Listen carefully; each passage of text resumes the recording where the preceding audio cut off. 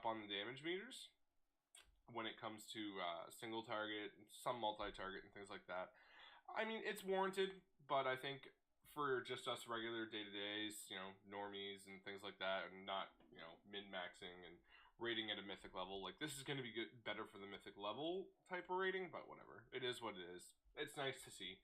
Windwalkers get a 4% damage aura buff.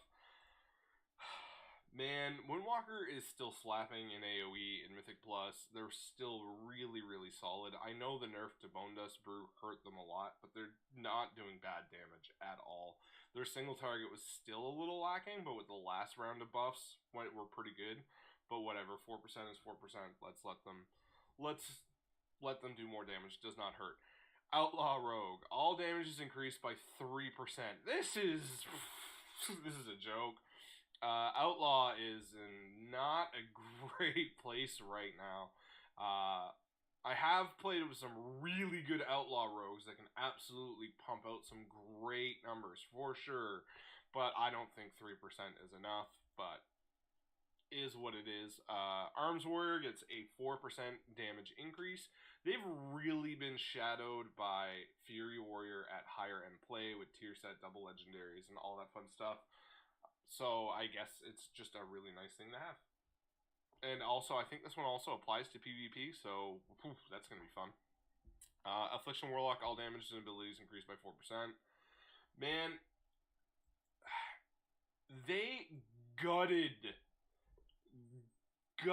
Affliction single target. Literally destroyed it. And then now they do not know what to do to fix it.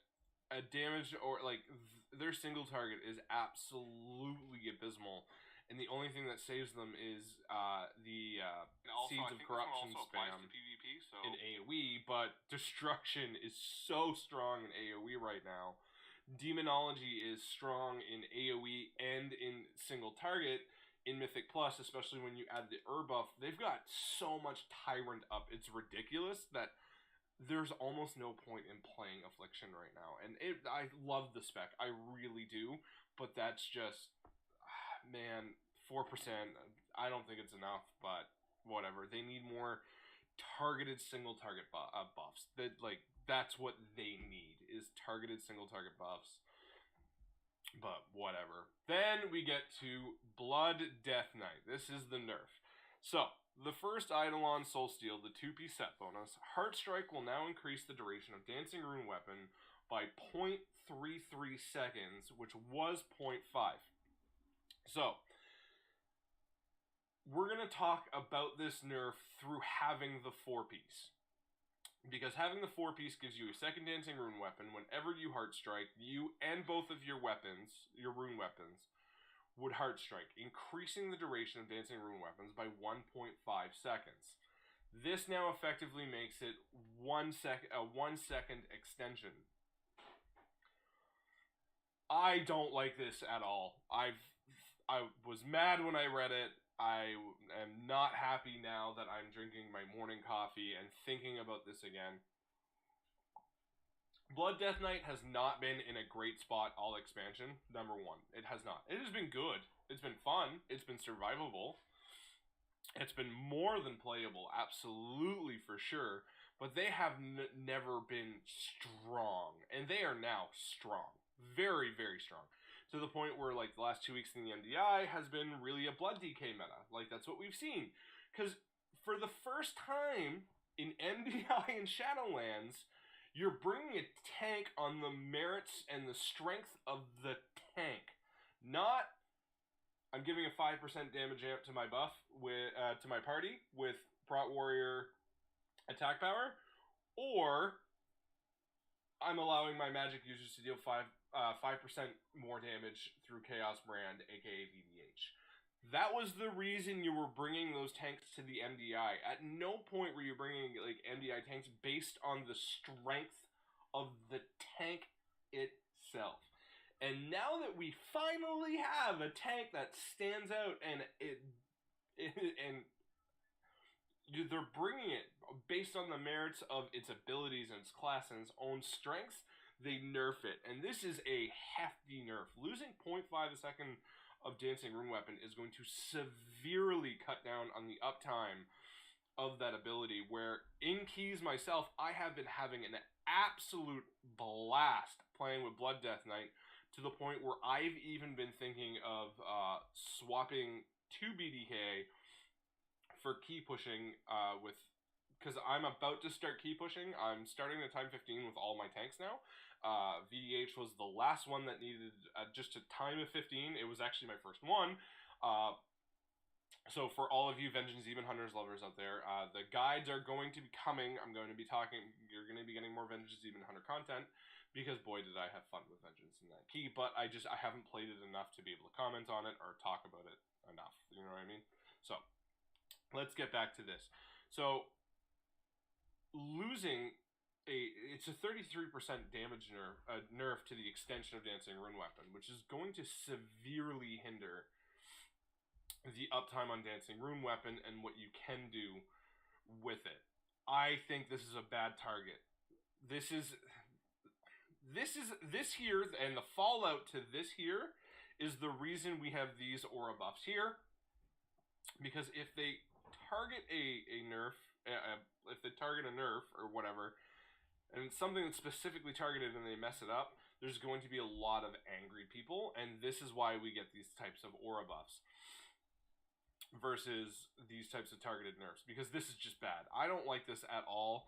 Personally, I don't think it was the extension of Dancing Rune Weapon which is really, really hurting it. I don't think so anyway. You're still going to be able to get a lot of Dancing Rune Weapon, but if number one, Blood Death Knight is already a punishing class to play, spec to play. If you very technical, and if you mess it up, you're kind of up poop creek without a paddle. This is going to hurt that even more. If you screw up a Heart Strike rotation or anything like that, trying to extend your Dancing Rune Weapon to have it up for the full pack or anything like that, then you're just going to lose it, and then you're going to start doing dog water DPS and things like that. The strength of the extension of Dancing Rune Weapon is really a big core part of what's making it such a strong tank this season. So I don't like this at all personally. I'm not disagreeing. I'm not saying that BDK did not need to get a nerf. I am not, because the synergy between Crimson Rune Weapon, the 4-piece, and everything is making it an incredibly strong tank. I agree. But they're finally in a good place. They're finally in a great place, but they're also not like super S tier. Yes, MDI is basically a blood tank meta, but you cannot take the MDI into what live key pushing is. You cannot. Because if you look at the top tanks in the world right now, I looked.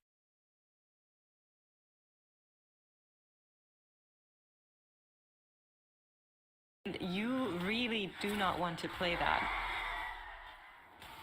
Yeah, free for all now, being able to finish off or getting close to finishing off Amarth shouldn't be having any more issues. Really nicely done by them. They still have a lot of weapons left too. You can see the double spear plus the 2 hammers that they have shown in that group frame at the top. And then I do think the last time we saw them, they had some issues with the very first pull in Necropolis. And I think that is actually why they lost against Just Reset yesterday. So let's see if they actually refined that pull and make sure they don't have any sort of mistakes and any sort of problems there. Last time they didn't commit any weapons for that pull, while we saw the other team commit a spear.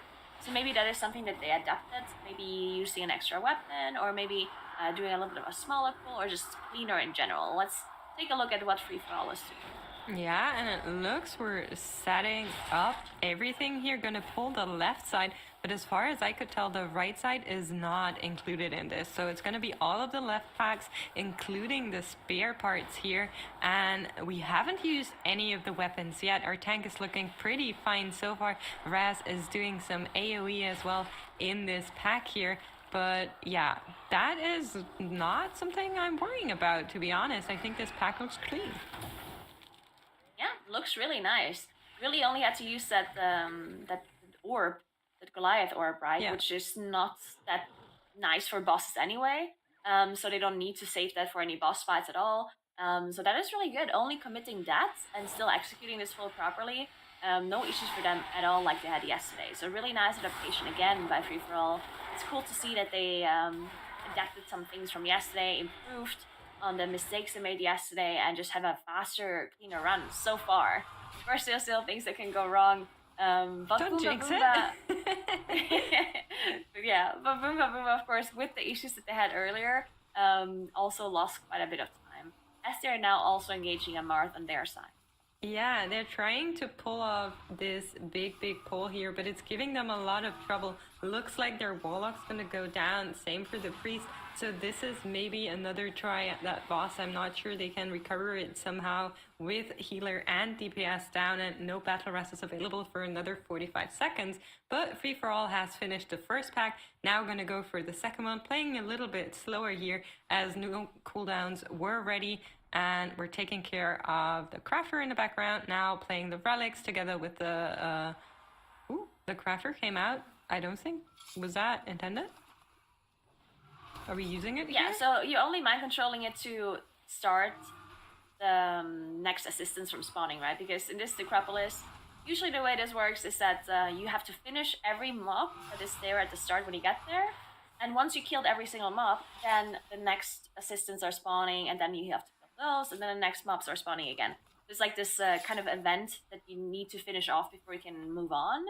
But if you mind control the Fleshcrafter, and also the Loyal Creation is, of course, mind controlled by the Blood Decay, then the mobs are technically not there anymore, even though you didn't really kill them. You just mind control them, and then the assistants spawn. So that is the reason why the Priest was mind controlling the Fleshcrafter there, and then as soon as the assistant spawned, you can release the mind control and just use the cleavers to help you out to kill the assistants, which is exactly what they have been doing. But it also looks like they're just finishing it off here, and they don't really want to. That's the part that move I it was into the last boss area. Yeah. That's the part that I was talking about, because what we've seen a lot from the other teams is they're going to mind control it just to start the event, and then they either trap it in the background or CC it some other way and take it up to the final boss, as it does quite a decent amount of damage to that boss still, especially with raging. But Free For All deciding to just use it on the assistants here, not deal with it later. So it's another risk that they kind of have taken out of the picture here, but it also will mean that they need to do a little bit more damage on the final boss. Yeah, I think that's fine, considering I'm not sure if they know if this was something they planned all along to just finish off this Fleshcrafter, or if it's something that they actually changed now that they know that they're pretty far ahead in comparison to Boomba Boomba. Because not needing to re-CC this Fleshcrafter all the time and worrying about putting the cleavers into the correct targets and whatever is definitely, as you said, just taking away another risk. So it might be possible that they just said, you know what, let's just kill it off. We don't need it necessarily, it's only for speed. It just adds another risk. We just want to do the rest of this dungeon cleanly, because that's what they have to do. If they finish off the rest of the bosses cleanly, no issues whatsoever, then they're probably going to be the ones winning, unless Boomba Boomba does something crazy in the Necropolis.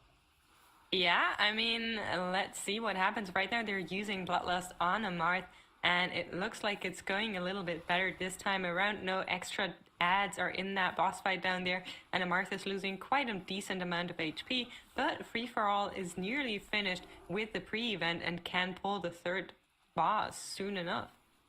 I can't wait to put and they still have those weapons left, right? They have 2 spears, 2 hammers, so that means they can commit a spear for this boss and also for the last boss, which is really going to make Stitch Flash a lot easier for them, because we saw even a team like Perplexed wipe to this boss earlier because they did not commit a spear from the get-go, and then the boss jumped back up, they missed the hook, and all of a sudden they had issues. The Free's going to get a little bit of aggro there at the start, but there we go. Yeah, they used the spear, killed the relic with it as well. The creation still pretty high, so they might have to maybe try to cleave the creation down a little bit more, because as soon as you have 2 creations up, it's just so much tank damage, and hooking the boss back down can be more difficult as well. Yeah, because what sometimes happens is the creation will hook, and if the other creation is in the way we talked about this earlier, it'll just hook the other creation instead of the boss. But it looks like they're doing a good job at DPSing it down. It's nearly that the second one's coming in for a short amount of time. I'm sure Zealot will be able to live this, has defensive up, and now we can do full damage onto Surgeon Splash once again. Gonna have to walk straight here, not die. The hook coming in really closely, but Raz was able to survive, and now the Surgeon shouldn't be as much of a problem anymore. I don't think he'll jump back up before they finish with the damage here. Zealot taking a pretty bit hit one more time. Here comes the hook, and they manage to finish it and go on to the final boss. 100% trash count. Everything is done for so far. 0 deaths. Looking beautiful. Yeah, they improved their run quite a bit from yesterday. Really nice to see. As they're now going to be engaging the last boss, immediately pulling it with the javelin, actually. So what we saw some teams do with the spear is actually wait until they finish off the relic, then use the spear to get rid of that automa, plus also hit the boss. But Free For All deciding to not do that, just immediately pulling the boss with the spear. And now they also commit Bloodlust, just bursting the boss down. Also getting the cooldown reduction from in just a second. And we'll see what they do with the exiles, because the gateway is set up. There we go. Yeah, nice gateway usage by Riddler. Yeah, and like you said earlier, now has the debuff, but is not getting ported down. So after a short amount of time, he will die. But until then, that's a lot of damage this Warlock can pump out if necessary. No cooldowns currently available. We use them at the very start, and we should be getting that Battle Ras off sooner. And boss is at 48% now, just slowly ticking down. One more time, we need to dispel. Perfect, getting arranged for it, so nobody else has to move out of melee, so we're not losing any DPS here. And it seems like the rogue is actually getting ported away, so they need to play this event here. Cannot use the gate tech, but will come back shortly enough. Yeah, we still actually have 2 hammers left as well that they can use. Riddler just deciding No, going that down was for the the debuff, of yeah. course. Yeah. I always thought get it was the baited rogue. as well. I thought the rogue might have died on purpose downstairs, because that's sometimes what Yeah. happens as well. Teams If just you decide can't click it. if the player, yeah, exactly. But looks like the rogue is just finishing the event, and now the rogue is coming back, so the puddle is gonna spawn. That's why they're moving into the corner. And Riddler now also getting sent down, having that gateway cooldown, not being able to use it again. Maybe deciding to just run into these puddles and die. Yeah, there we go. Yeah, we're because trying. They do have another battle rest available. So, yeah, it's hard to die as a warlock, right? Yeah, that is very true. Not only does this class do so much damage, they're also basically unkillable. But I'm sure Riddler is doing their best to actually manage here. And it looks like we did it. Gonna get Dispelled one more time. And Nelthor should be seeing the last of it. 7% remaining. This group is just stomping and blasting wherever they go. Look at the Survival Hunter carrying the rest of the group on this boss fight here. I would have expected the Rogue to actually do a little bit more. But of course, they were ported down and everybody else wasn't, except for the Warlock for a short moment. So beautifully done. 16 minutes 41 seconds says the overall timer, and that's the 1-0.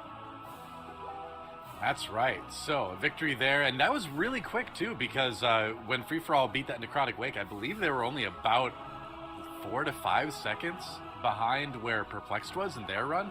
So that was about as quick as we've seen it yet this weekend. So neat to see from Free For All. Very tight first run, and a good step towards winning the series for sure.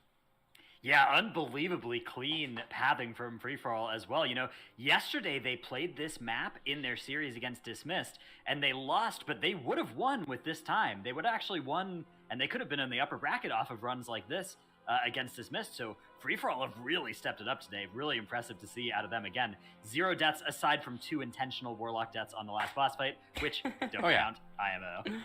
That's part of it. That was intentional, right? And not the type of intentional when you die. Not like when I say intentional after I die, right? Like exactly, actually they planned it, yeah. Yeah, exactly. Not like the intentional and you reincarnate as the enhancement shaman like I do. And Nobody I'm like, I meant to. Just it was a mechanics thing, you know? Had to get out of the mechanic quick, you know? Yeah. They believe me. I'm just a little bit disappointed these Kyrian weapons only do damage, but they don't do any sort of interrupts or healing, though. Yeah. So I I have to wish work on that. items would play the whole key for me. Finally, we could That's put true. these rogues out of a job once and for all. We need a 5 Kyrian item team to take down Echo, I think is what it's going to take. Sounds about Look at right. this, We should get right on that. I mean, the execution on this poll as well, so nice to see out of free for all. This was where things went a little bit wrong for Boomba. Boomba, of course, was the fear cast interrupt on square marker Skeletal Marauder. Here you can see about to go off this rasping scream. Very important to interrupt it. If you don't do that, this is what happens. And Oh, yeah. invariably, there's always this big mob here just waiting to pounce on any time you've missed that interrupt. And from there, things went from bad to worse. They ended up kind of salvaging this on one of those 4-minute chain wipe run back polls, which I'm very intimately familiar with. But that was where that one interrupt really was where their dungeon sort of crumbled. Up until then, they really weren't that far behind. I don't think they were going to beat that run out of free for all, no matter what, with their plan. But again, one mistake really kind of led to that first domino falling for Boomba Boomba, but I think we could still be in for a very close series, depending, especially when we move to Eye of Azshara as our next map in the series, something where Boomba Boomba has gamers that gamed together in the MDI back in the day when that was a current dungeon. Going back to that interrupt real quick, though, I'm surprised that we saw Boomba Boomba miss that one when Free For All is a team that claims that their name comes from the fact that they don't plan interrupts at all, Well, that it's just literally I free love for that. all. So, okay, here's the thing, though, right? If you say a kick is free for all, it's 5 people's fault if it goes off, right? But if somebody has Yeah. it assigned, only one person has to mess up for the kick to happen, right? So that's a good group point. shared responsibility Good point. is the, it's the theme there. It's the way to The do it. problem about that, though, is if there is more than one cast to kick and everybody kicks the first one out of shared responsibility, then nobody can do the second one because it was on cooldown for everybody. Then it's so the healer's who fault. are you Yep. blaming then? Well, then The you healer's know, fault? you know the fear's coming out. You position to get feared in a good direction. But really, it's just like whenever you're doing You know these what? free for all kicks, you're kind of in Healer this could have zen. masked the spell. You know what, You though? do this like mind meld with your Just group, heal. right? Where it's like you know who's gonna kick without even saying anything. I right? mean, it's you- not a you know sign, what, it's just though? like their There's a- play style. Yep. There's an easy Yeah. way to avoid this, though, is that you just invite an enhancement shaman to your group. They have this thing called Tremor Totem. It makes fears a non-issue. I'm just saying, like, those other shamans, those elemental shamans, those restoration shamans, as they like to call themselves, like, they're at range. They don't care. They're not worried about those things. You need an enhancement shaman that has your group's best interests in mind, right there, in the melee, in the thick of it, alongside the tank and the warlock, apparently, now, and is ready when the time comes to drop that Tremor Totem and prevent you from being feared. Yeah. Hey, Easy way to avoid production, it. is Look the at the- ad Bring the enhancement over? shaman. I just heard that I quickly enhancement want to shaman talk ad. up. Look at the background that we have right now. Like, moving into the seagull on your background, Doa. Oh. You see it? Yeah. Oh yeah, Not the a wall seagull, it's the the wall mountain. the wall lines up perfectly. It's like the Mount Rushmore of seagulls, apparently. Wow. Not planned at all. That's amazing. Love it. Wow. Yeah, Well, I mean, it is seagull Sorry, time. what did you say about enhancement shamans? oh, they're great. They're just great. Oh, we Best- almost got best him off class the ever topic. made. Oh. Best class ever made. Hashtag Did you ad. know? Did you know that in PvP, if an enhancement shaman dies, it can jump up again and surprise kill an unsuspecting opponent every 30 minutes or so. They never see it coming, you know. Yeah, I'm sure Great they'd be defensive. very surprised by that. It's an Almost offensive worse move. than tech- the Moonkin propaganda. It's so much more pure, I feel, though. It's easy. I think it's easy to get behind Moonkin and support that, right? Moonkins have had plenty of time being good, right? Even in this expansion. Enhancement shamans, I mean, enhancement shaman is good. right now, but before that, how long Yeah. was it before now that enhancement shamans were good? It was also good last year. I don't know about this propaganda. Fake They're news. doing just That's fine. fake news. Yeah, then we gotta go back to what High Mall with remember the Fire Nova totem? Good Oh, times. yeah. I don't. Okay, maybe I'm making stuff up as well. Dranos remembers. Well, I I don't remember know hearing either. about it. Anyone remember having to go all the way to Neris to get your, what was it, your air totem way back in vanilla? You know, you had to walk all the way down there. You weren't ready for that yet. You weren't the level to handle those mobs. But you know what? The quest said go there. So you went there.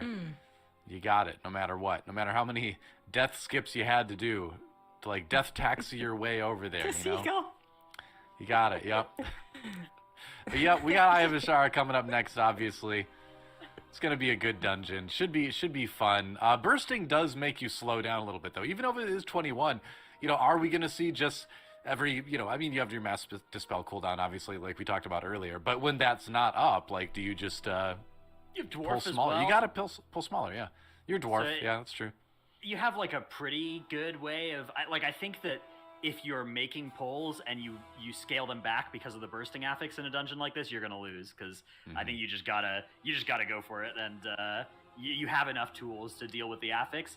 Yeah, it can get you, especially if damage is allocated unevenly in a very large pull.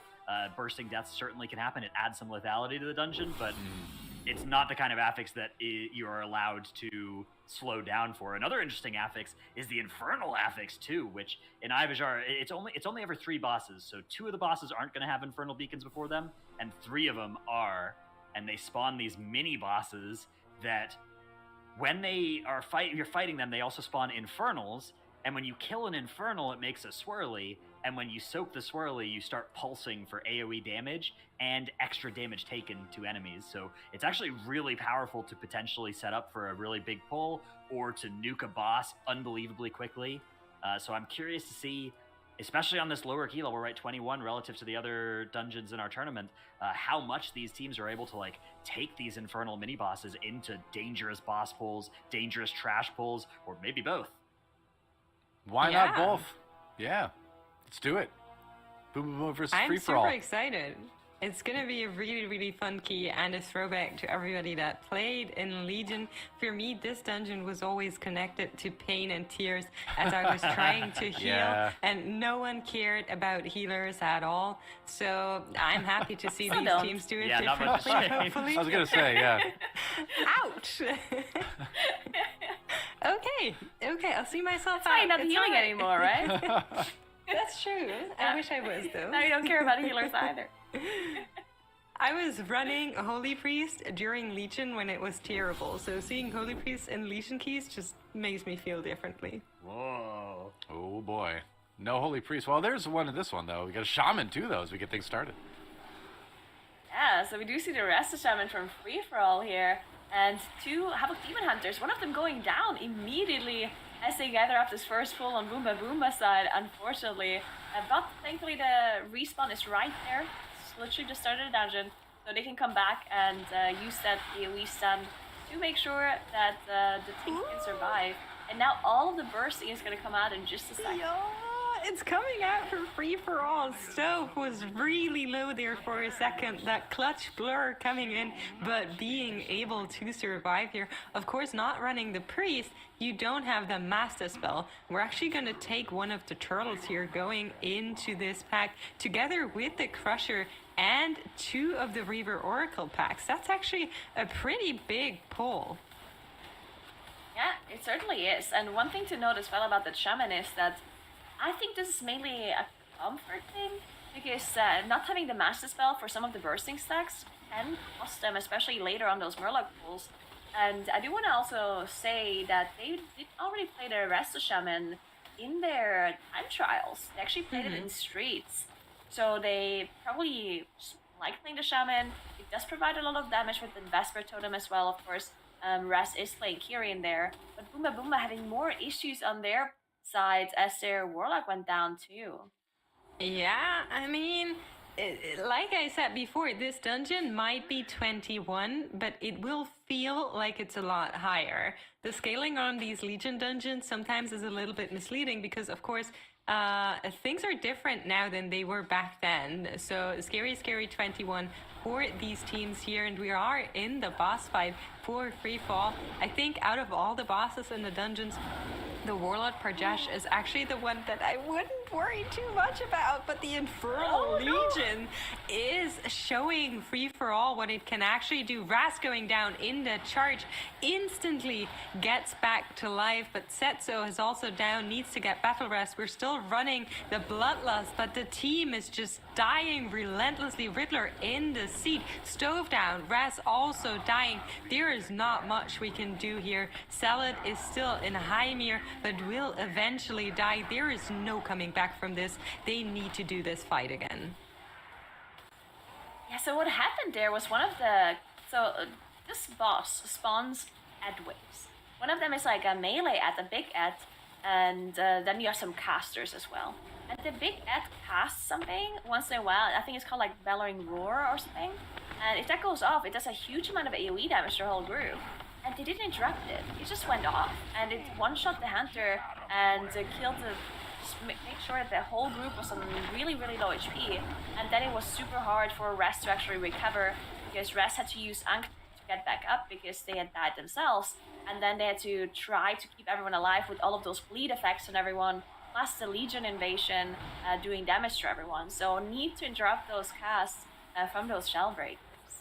I think with the Legion invasion coming in, it probably was a little bit too much. I'm not sure how much practice they've done on the Legion dungeons, to be honest, but there are a lot of ads and a lot of tasks, so these can easily get lost with the ones that are actually important. So this time around, while we were waiting for the boss spawn, we finished all the smallies. Now only the Infernals remain, and we're gonna get those soaks here as the boss spawns their ads, and this is looking a little bit more promising. But in the meantime, Boomba Boomba has finished off their Infernal plus the boss, and they're gonna run on, and I'm a little bit scared for what comes next, because we're going into the area where there's a lot of these little slimy blood puddles. I don't even know what they're called, the droplets. And they're going to give us a hard time on bursting. We have the priest, which will be able to mass dispel the bursting stacks, but in order to really pull that off, they need to be timed perfectly, as mass dispel has a cast time, and if they tick down while the mass dispel is being cast, then you're going to have a bad time. So you really need to pre-cast the mass dispel. The team's going to need to kill during the cast, so the stacks come in that exact cast time in order to not lose anyone here. Yeah, so I do think the droplets actually don't apply bursting anymore, and they only changed it later in Legion, if I remember correctly, because they used to apply bursting, but because they're neutrals, they eventually changed it so they don't apply it. So thankfully they didn't necessarily have to deal with that, but they pulled 2 snails on top of this Arcanist, which the snails are probably the scariest thing next to the seagulls in this dungeon. They have this cast where you have the side kind of cone coming out of the snail, and even though they move really slow, that cast is incredibly deadly. Yeah, unfortunately things just going wrong for free-for-all, as they just had another damage dealer dead, and they didn't have a battle rush to get them back up, and then things were just falling apart, as they're just gonna have another wipe on this boss. Yeah, I mean, you really can't play this as only tank and healer. There's too much you need to actually be doing, and with 46 HP on this boss still, that's just way too much. But Boomba Boomba moving on, dealing with the little droplets and the Arcanist, and this is pretty good so far, but they pulled one of the snails that you were talking about, so they need to DPS this down as they move forwards, just dragging it along. And I remember back in the day when you pulled one of these snails, the whole group flamed you. Like, you were the worst person there for them. Wolf actually going down here will not be able to get back up, since we are on priest and not the shaman, so we'll need that battle rest. It's now out, they don't have one available, as we pull Lady Hate Coil, and it looks like they're in fight with the snail in the back still. Is that correct? Yeah, I think there's a Havoc on there. There we go, double Chaos Bolts flying out from the Warlock, so should be able to finish off that snail in just a second. Yeah, Lady Hate Call actually is a pretty difficult boss to deal with on Tyrannical on high keys, because the amount of damage that some of the mechanics do are really crazy. You saw the Warlock committing his their Dark Pact here as well to make sure they're surviving, and you can see they also have to go on these islands whenever this static nova kind of comes out, because the water is getting electrocuted, and you stand in it, you get stunned, and it does a huge amount of damage to you. You need to make sure you stand on these islands whenever that mechanic comes out. But outside of that mechanic, you want to stay away from the islands because this mechanic that happened, that one actually kills the islands if you're too close to them, and then you're gonna run out of islands for the other ability where you have to be on them. So really have to walk around properly, fix your movement, and also turn around whenever you have that curse on you. Yeah. Make sure you're knocking people off the islands, right? Yeah, so that curse actually in the last, I think it was the Great Push or last time where we had Eye of Ashara as well. People were actually having a hard time with that curse in particular because you need to turn away and make sure you don't knock anyone off the islands, and it comes in that exact second. So you need to be really, really aware where you're standing, where everybody else is standing, and then there's also these tornadoes.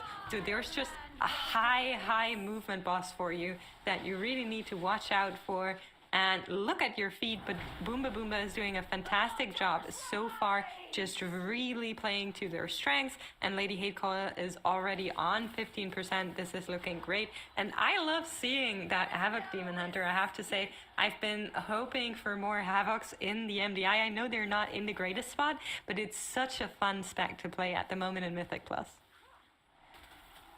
Yeah, glad to see some Havoc Demon Hunters, even though their only job is to buff the Warlock's damage, and possibly also the Survival Hunter's damage. But they're doing a good job with that, and they can do the bolt skip later, right? So that is something that we're gonna see as well. Probably just jumping up there and then getting everyone else up as well. But now we're gonna see some of those insane pulls that we've been talking about. All of the crabs being pulled together, plus a Hydra as well. These Hydras, they can be pretty hard to deal with, so we'll see if they can survive the cast. Yeah, not even that big of a pull. I guess they're There's so very many mindful of seagulls. bursting here. Look at the seagull, and it's actually there's getting one. cold. We're in fight with one of these nasty birds, but we insta-stunned it. Perfectly done. I think it was actually Wolf's single target stun going on to that seagull, if I remember that icon correctly, just making sure it's not giving us too much trouble. But Glix seems to have been disoriented for a moment, if I saw correctly. There was so much damage coming in, but we deal with all the crabs and everything else, and the Hydra is also going down surely but slowly. Beautifully done and great solution from Boomba Boomba. Yeah, and I mean, look at the amount of trash they already have. They're up to 71% on their side. So they don't even need to do any of these big crab pulls. As Wolf goes down, unfortunately, one of those hard shells literally got one shot by one melee there. They do have a battle rest to get them back up if they want to do that. But yeah, there we go, Battle Rush being used. And yeah, because they have to clear this area, because this boss, Serpentrix, actually is really hard to control where it goes, because the different kinds of hats are going to be coming out from these holes in this boss room. So you need to clear a lot of the trash, because they trash patrols around, and you might be ninja pulling it mid-combat if you don't do so.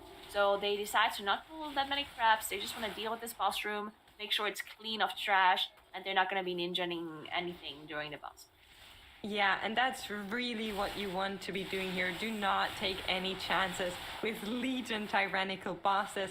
From what I've seen so far, they're really scary, and this team is making sure they're not taking any risks that they do not necessarily need to be doing. Getting that seagull out early was probably a mistake, but I don't hate it either, as it's just another ad that will probably not get in your way while you're fighting the boss. You said it already, Nagora. It's gonna spawn in different locations throughout the platform here, and you cannot know where it's going, so you really need to clear preemptively and make sure that everything is clear and you have good access to these watery holes here when the serpent is gonna come out.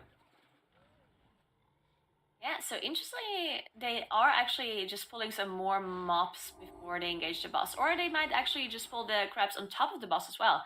Because these crabs, they're known to not have that many mechanics, not much going on. You can just kind of kill them or cleave them down as you're going.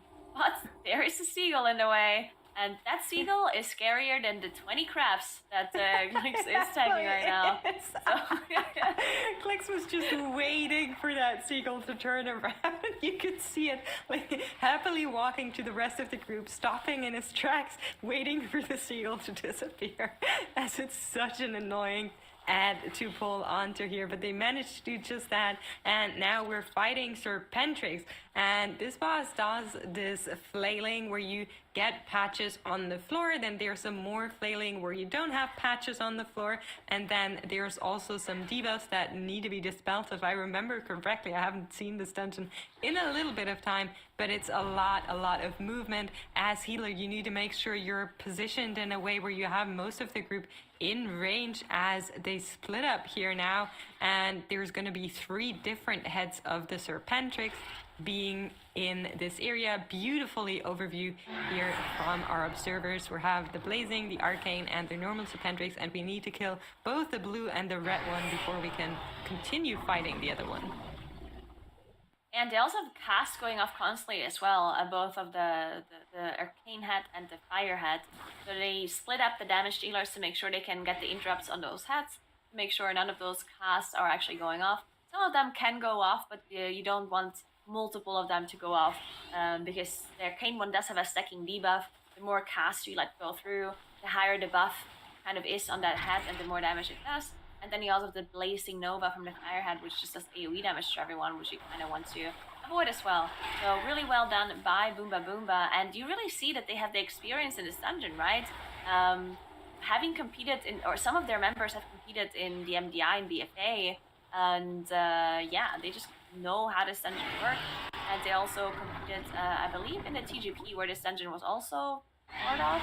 So they definitely have the experience and know how to play this dungeon, which really shown compared to Free For All, maybe having some more issues on their side, maybe lacking some of that experience that Boomba Boomba has. Oh, while we're speaking about it, Fragas goes down here. The Havoc Demon Hunter, my true hero in this dungeon, has fallen. But there is a Seagull in fight with the rest of the group, just menacing about, and they need to deal with it quickly and efficiently if they want to continue this boss fight. Serpentrix already on 13% is probably not going to give them as much more problems, but the Seagull goes down, and after this boss fight, we will be able to pick up our Demon Hunter friend. Free For All, you were just saying it, had a lot of troubles, especially at the beginning. The Warlord just gave them a bunch of problems there, but they're also clearing. The boss room means they finished off a lot of what was before that. Still missing a lot of trash, but trying to catch up to Boomba Boomba for sure. Yeah, so let's see what Boomba Boomba does now. If they decide to do the boat skip, because they're already on 90% trash, so not much they have to do, because those 4 Arcanists that are kind of channeling in front of the last boss room, in front of Wrath of Ashara, they have to be killed for the boss to be attackable. So that percentage they need to do anyway. That might mean that they don't actually pull anything other than that. Maybe some crabs on top of the last boss to get some extra efficient cleave damage while fighting that. Yeah, we do see their Warlock actually jumping up there. And now we'll see the skip in just a second. We do know that the Demon Hunter can jump up. They're trying to use a portal? Gateway, right? That got fixed, no? You know that they can't gateway, right? I'm not sure they know that. There the we go. Warlock was ready to go. Did jump up now. Pretty sure they know. Right, here we go. It was just for the memes, maybe. So this was actually not as easy. I was going to say, it's not as easy as it looks, and as I said, they're having some trouble. But Wolf has made it up and gripped one of the friends. Now the rest of them are trying to make it up here. Now we have a gateway, and this should hopefully work. Maybe you need to jump a little bit. Maybe it doesn't work. So yeah, back on the mounts we go. Yeah, I mean, this is exactly why the boat skip was so annoying back in the day, right? There was always this one, usually Moonkin, that couldn't do it. I mean, I don't know. It's just so fun. Are we to just see. leaving the mage? I know it's not that there. easy. There we go, Dilemma Mage. So I feel bad laughing because it looks so silly when they don't manage this jump. But it's really not easy, right? Like, it's definitely not something that, especially if you haven't done it in a while, and you're not gonna sit there practicing this jump for like an hour just jumping up there. But yeah, they finally did manage to get up, and now they are fighting this like boss. First, they're dealing with the Legion invasion a little bit. I think it makes sense because this boss can be pretty dangerous, and they know at this point that they're really pretty far ahead. So taking it a bit safer and just dealing with the Legion invasion first does make sense for them. Yeah, 100%. We've seen how dangerous Legion invasion can be for free-for-all at the beginning of the fight, and as I say it, they're having some trouble with Serpentrix now in 28%. Hopefully it can manage to finish off the Blazing Hydra spawn, but 2 players died. We had to rest one of them, and now need to finish this boss fight off for free-for-all if we want to catch up. There is still a scary part of this dungeon coming here for Boomba Boomba once they finish King Deepbeard. I always want to call him Neckbeard for some reason. But yeah, Wolf making sure they have the Guardian Spirit here while getting the damage to get rid of that bubble shield.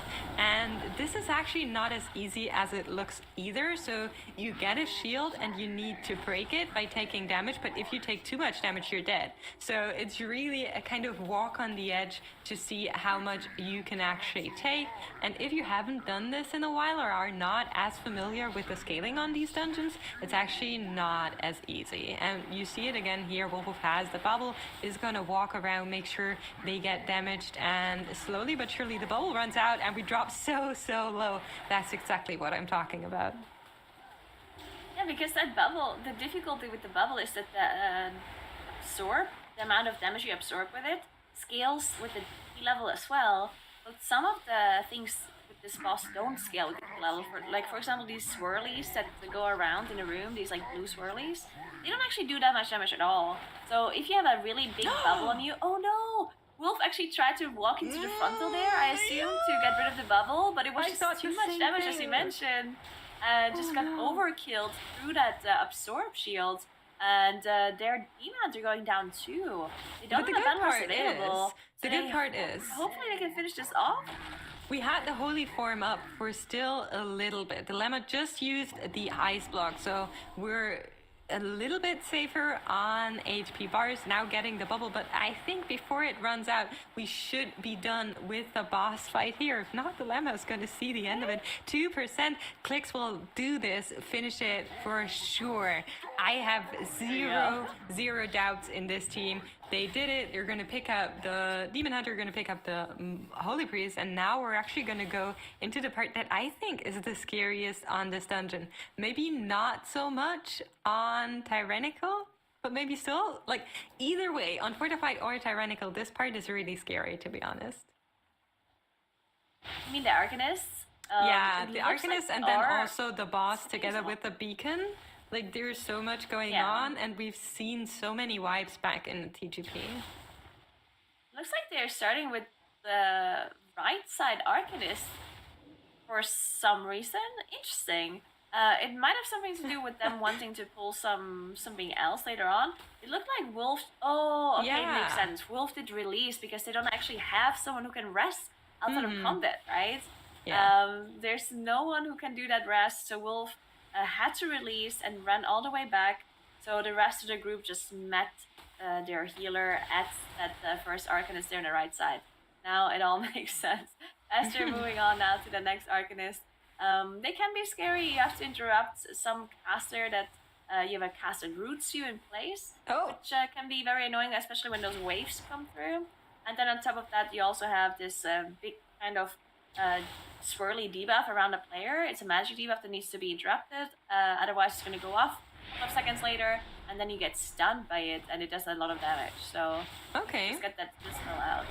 So back in the day, you would pull several of these Arcanists together. It seems like we're going a little bit slower in general here and playing them one by one, but they decided to pull that Legion invasion and play it together with this Arcanist here. It's the second to last. There's one more after this, and we're already seeing the boss mechanics here that you need to dispel and then walk out, and Wolf just used Mass Dispel, so everybody should be fairly safe. Dilemma still has a debuff. It's gonna go down here. Actually, was maybe not in range of that Mass Dispel. Interesting. It looked like the bomb was behind Wolf. So it didn't look like Dilemma was standing in it. Dilemma is not even here. I don't see where Dilemma is. It's possible that walked off to pull some other stuff? Or maybe trying to solo the other mob, possibly? I'm not sure where Dilemma is. Can we get a cam on Dilemma? There we go. I think Dilemma might have actually just walked off, trying to pull some crabs on top of the Wrath of Ashara, but went down while trying to do so. I think that might have been what they're trying to do. Not sure. Yeah. Yeah, I think that could actually be the truth here. We're gonna finish off on these Infernal and the Beacon, of course. Dilemma getting that soak here. And now we're down to the last Ritualist. But yeah, maybe that was the plan. It looked a little bit like it with Dilemma They don't at need the far trash, end. so I don't know. Maybe they don't know. I don't know. they don't We know don't either. have, however, I do want to highlight, we don't have Bloodlust for that final boss here. And while we do have an ice block, this boss is going to be a little bit hard, no? I think so, actually, because you don't have many immunities. Because there's one ability in this boss that basically puts a debuff on somebody, and it goes off after a couple of seconds, and it does a lot of damage. Probably one-shots you, unless you share the damage with other people. So the people need to walk into there and soak the damage with you. But on really high tyrannical keys, that damage is so much that you just kind of need to use immunities to survive it by yourself, or you just suicide the person. So let's see how much damage it does here as they do commit DMC from Glix. And they were fine. I don't think They also many used other Death CDs. We had defensives. Desperate Prayer up from Wolf. I'm not Yeah. sure if Fate had also been committed here. I don't think we're tracking Blur for Fragus. We still have the Darkness, so we're probably using that for the next soak. Unless it's on the mage, then it's going to be an immunity. I think that's how we're faring here. So I think it could work, but really the group needs to be top once the soak starts. And that can be hard with everything else going on. You see the damage ticking on the group's raid frame or party frame. We're going to move away now, and here is where it gets tricky. The group needs to stay together in order for Wolf to actually be able to heal the group and for them to soak properly here. So another hit comes in. We use that darkness like I was saying earlier. We need to get a dispel on Kilo here, and that should come easily enough. Yeah, there it is. But it's not easy. The group is still fighting for their life. Wolf decently low, no Desperate Prayer available anymore. Wrath of Ashara on 4% as they're trying to fight it. I think they might get one more of these soaks here, but I think they can definitely handle it. And even if they suicide the last person that gets it, Wolf here getting it one more time before the boss goes down. They're actually running to him, making sure he survives, and down should go the boss. Ready for rating 5 gets Rating. proc. Beautiful. That's what we love to see. Huge. It's always good to be ready for rating, right? Finally. It's about time some of these players in MDI became ready for rating. Even though that's not the purpose of MDI, still. But victory for Boomba Boomba. And so we've got ourselves a series on our hands, as they say. Yeah, very cool dungeon we got to see there for Eye of Ajara. Maybe Free For All would disagree about that, though. It was a little bit rough on their side of the board, but Boomba Boomba, you know, that's a team with some distinguished Legion MDI veterans, so to me it's kind of no surprise that this was a strong point for them. And maybe, in fact, the surprise was that Free For All elected not to ban this, but it does mean we're getting to see a Game 3 for the first time this weekend as well, which is pretty hype. Yeah, that's right. And we figured the lower bracket would be a little bit tighter as far as some of these dungeons went. And, you know, like you said, the Legion experience might come in handy. But, like, we even saw a good amount of deaths on the Boomba Boomba side of things. 9 deaths over there. And, like, these bosses just kill people. I think that's what it comes down to is it might not be the highest key ever, but these bosses kill people. Sometimes the animals kill people too, but the bosses help. Yeah, I mean, that's what I said when we went into this dungeon, right? Just speaking out of experience from the Great Push, where this was also one of the dungeons that teams had to play. The tyrannical Eye of Ashara cannot be underestimated, I think, and we've shown this one more time. I think it's a super fun dungeons. I like seeing these Legion dungeons come back, but having it on 21 is definitely the right call here. If they go any higher, I worry for our teams. Yeah, I mean, it could be fun. But let's check out a couple moments from this last dungeon. Yeah, so this was just the first case of everything falling apart here for Free For All, and you know, this is a dungeon where this first boss, especially if you're pulling a bunch of trash, it's pretty lethal. You have the boss charging around, especially if you're going to do it with the Infernal mini-boss as well. That's a lot of danger. The spear needs to land. It actually won't, I don't think it hits the Infernal mobs as well. It needs to hit one of the boss ads, or else it will go and hit the player that it's targeting too. This, I believe, is our first Seagull-related incident of the 2022 MDI here. Look at that Cove Seagull. There it is.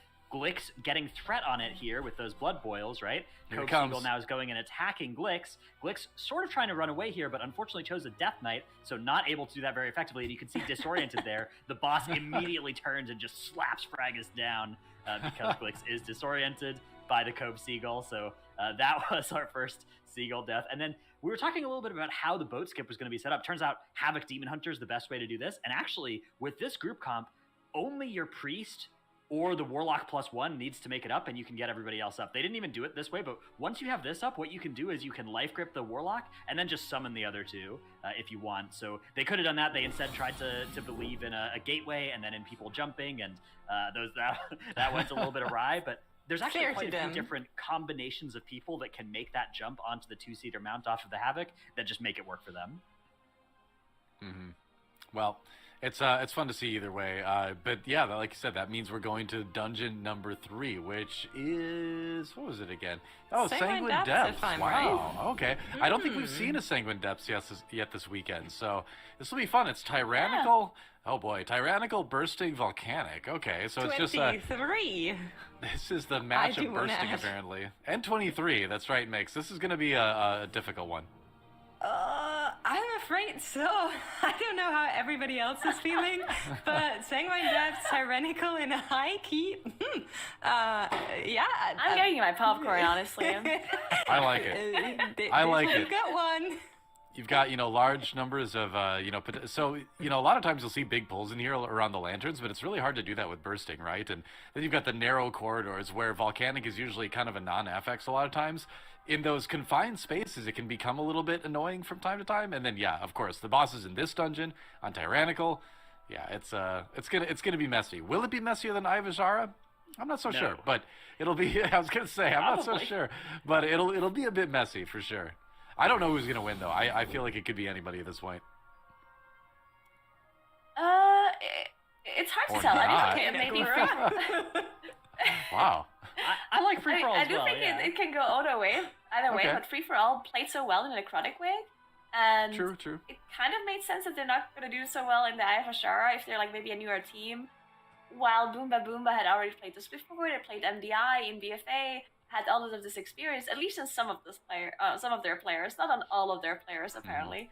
But Sanguine Depths is probably a dungeon that Free for All did prepare, and if they did prepare it as well as they did their necrotic way, then I think it's going to go to Free for All. But it's also possible that they didn't think it's going to go to a game 3, right? So we're going to have to see. Yeah. Yeah. I mean, when Ivazara enters the mix, you know things have maybe not gone to plan per se. But so now you end up on Sanguine. Yeah, we'll see what happens. But I'm glad we get to see it because, like I said, I don't think we've seen this map yet this weekend.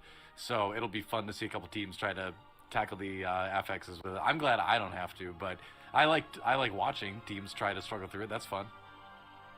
I like Sanguine Depths as a dungeon. I like it. A lot of people don't maybe enjoy it as much, but I think it's a cool dungeon. It is a cool dungeon for sure. Yeah, it is. I've never done it on a 23, but the lower keys I've done have been fun. I'm not sure boss what is gonna you be two really are brutal. on.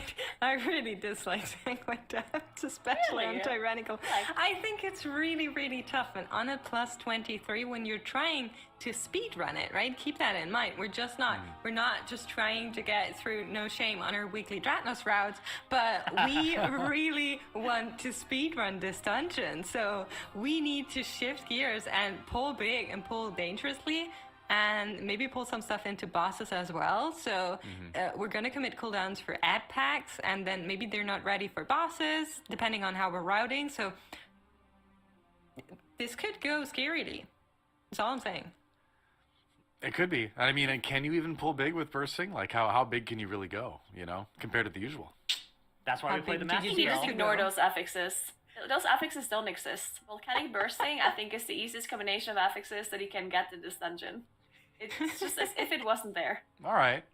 You have a priest, so. Yeah, Doe, I Yeah. think your point about like volcanic is more dangerous here than it is in Yeah. other dungeons is A little is bit, well yeah. taken. But like the thing about Sanguine Depths is that the other affixes that could be in that spot are even more worse in Sanguine Yeah. Depths. Like stuff like quaking, right, where it's like, oh man, these Yeah. confined spaces like really get you. So you're really happy to see just bursting volcanic when you're coming into this dungeon because almost every other dungeon is doing something horrible to you. Like Volcanic, when you see it on the weekly, rotation, you're like, all right, well, it's kind of like we're doing it with one less affix this week, but it's I'm trying to find a place where Volcanic is going to be at least, semi-notable, and once in a while in this map you see it, but Yeah. I think it is true, especially also with warlocks being kind of immobile casters. Whenever you cannot just spam Rain of Fire every global. If you have to cast Chaos Bolts or whatever on single target, you actually don't have that many globals to cast on the move.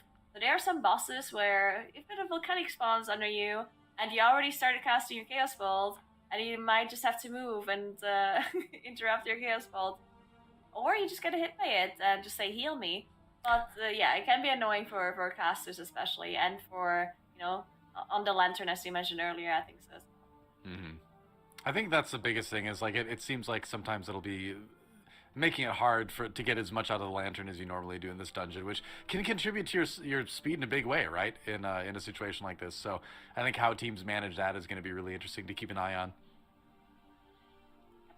Yep. Well, Yep. Retweet. teams waiting for the like, subscribe, ring that bell, all that stuff, right?